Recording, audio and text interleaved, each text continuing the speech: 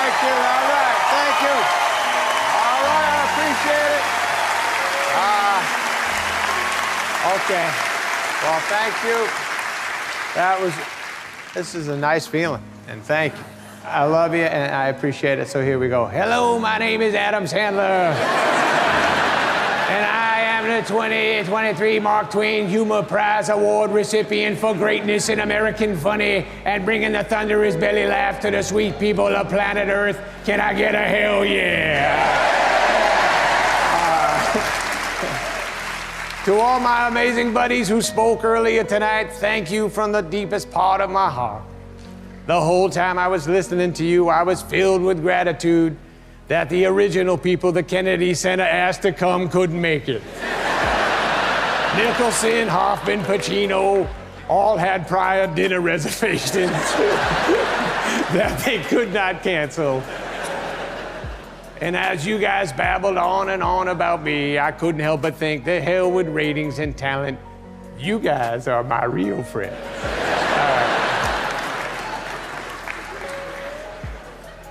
To my family who all flew in from New Hampshire and Florida to watch me get this award, yes, I will pay for your hotel rooms. But you gotta pay for your own incidentals, mother. How many pistachios can one woman eat? I'm kidding, I love you. I'm gonna drop the voice and try to speak normal. And I feel bad. I've been making jokes about my mother for many years, but she is a great lady, and I'm sorry if any of them ever hurt your feelings, Mom, all right? So honestly, I've had an amazing life. I'll tell you what kind of led me to this night. I come from a great family. A sweet, beautiful, funny, incredible, caring, loving mother who played me Barbra Streisand, Johnny Mathis. I had as cool as it gets, badass, funny, ponytail dad who sang me Johnny Cash and Johnny Ray, and he showed me the Marx Brothers, Jerry Lewis, Jackie Gleason. Whenever they were on, he'd call me into the room. And growing up, my parents literally did everything they could to give me crazy confidence at literally everything I did. School, sports, singing, joking, they acted like I was the best at all those things, even though other kids were way better than me. My sisters, Elizabeth and Valerie, they included me in everything they did. They would always tell me to sing, tell stories. They'd go to all my games, they'd root for me. They'd even take me on dates with their boyfriends. They just always made me feel like I was the star of the family. My older brother, Scott, I shared a bedroom with him my whole childhood. And he was always nice to me. He's always calm with me. And he would just tell me I'm funny all the time. He'd say I was great on the guitar, tell me I could sing as good as Steven Tyler.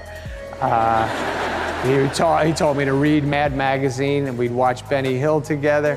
When it came time to pick my college major, so my brother was the one who said I should be an actor. I said, what should I do with my life? He said, you should be an actor. You're as funny as Rodney Dangerfield and Eddie Murphy, and I never thought that, but he just made me feel like I was. He's the one who brought me to Boston when I was 17 years old. I was a senior in high school, and he brought me to do a stand-up comedy at Stitch's Comedy Club. He set it all up. He says, you're gonna get on stage you have 5 minutes to do jokes. What are you gonna say? I said, I'm not sure, I'll just wing it, because I really I had no idea what the hell, I didn't even know you were supposed to prepare. So I went up there, I was terrible, I don't even know what I said.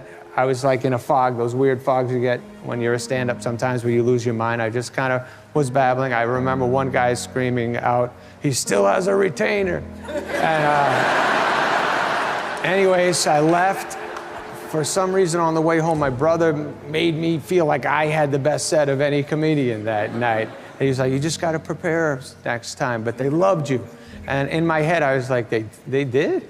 But, and then I went to NYU.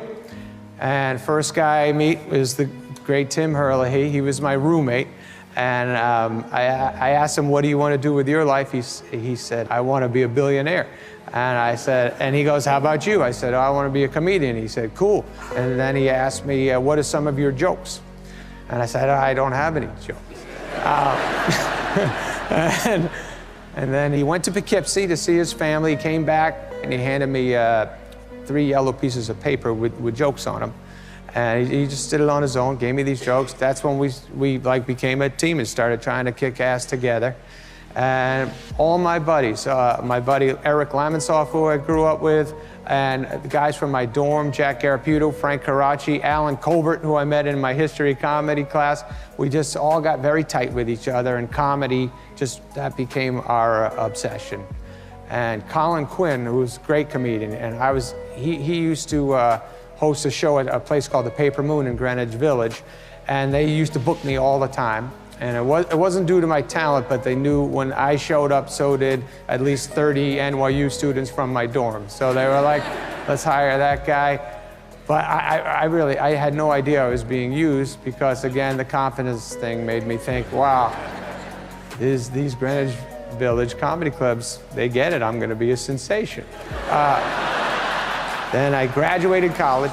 Bud Friedman, he saw me at Catch a Rising Star. He told me I should move out to LA, and he said he would put me up at the Improv. I told my dad, should I go out there? Should I move out there? He said, well, Bud Friedman said you should come out. You got to go out there. That guy knows what he's talking about. So the next thing I know, I'm living with Judd Apatow. We were writing away, laughing all the time, had the best time together. Dennis Miller saw me, told Lorne Michaels about me. Then with the help of my manager, Sandy Wernick, nudging Lorne, they hired me. I ended up on SNL with all my buddies.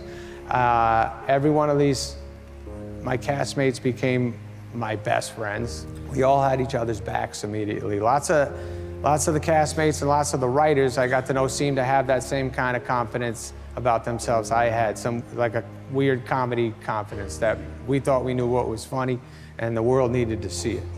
Me and Herlihy started writing Billy Madison over the facts. Then Bob Simons, who produced Airheads, he read the script. He said, you really want to make that movie? I can get it done for you. We were like, yeah, absolutely. And Bob did that for us. And then we really started getting cooking. We started writing all our stuff and producing and directing and editing, and we were very hands-on, and it became like an addiction.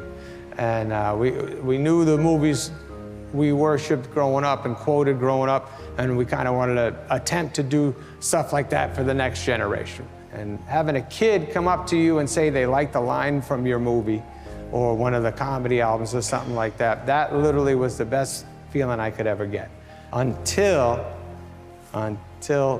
one night, and that night will always be my favorite night of my life. So Stephen Dorff was having a birthday party, and my agent and buddy Adam Bennett said to me, let's go. I go, I sit at a table, my buddy Dallas introduces me to that woman over there, and from that moment on, I just couldn't keep my eyes off her.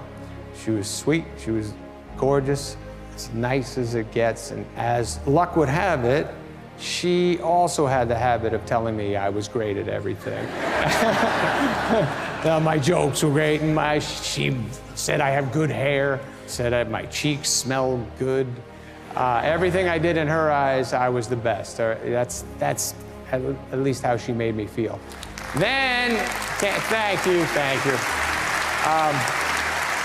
And then, along came two of the true best things, babies showing up, Sadie and Sonny. And they're the love of our lives, the most pride and joy that Jackie and I could ever feel, the life changers. When they speak, we either laugh, tear up, or just stare at them in amazement. Every conversation we have every day, every night, every drive, every meal, every smile, every hang we have, I'm only wishing time will stand still, because being with you two and Mommy, that's the best life can get. And they look like their mama, and they're smart like their mama, and they also give me confidence every year on my birthday, too, by buying me T-shirts that say, world's best farter. And I don't even f***ing fart that much, but they think it's funny. So, anyways, in summary, my career's been tremendous. Nothing has let me down. I do work my ass off. It's fun. I wake up early. It's fun. I stay up late. It's fun. I go on locations. If I bring the family, it's fun. Everyone in this room tonight has made my life fun. People always would ask me, Those bad reviews you get, how does that make you feel? Make you feel like shit? And I'd say, nah, it really doesn't. I think the reason I get to say that didn't hurt me is because so many of you guys in this room made me feel great about what we've done together. And all my fellow comedians, actors, writers, collaborators, crew members, people on the streets, my family, my kids, my forever girl, Jackie, all make me feel like the critics didn't know what the hell they were talking about. So thank you for all that. Thank you. Thank you for creating a delusional, psychotic man who is now the proud owner of the 2023 Mark Twain Award for Athleticism, math, sexual prowess, guitar virtuosity, and best cheek smell. Good night. Keep lying to yourselves, everybody, and God bless America. Thank you so much for that. Love you all.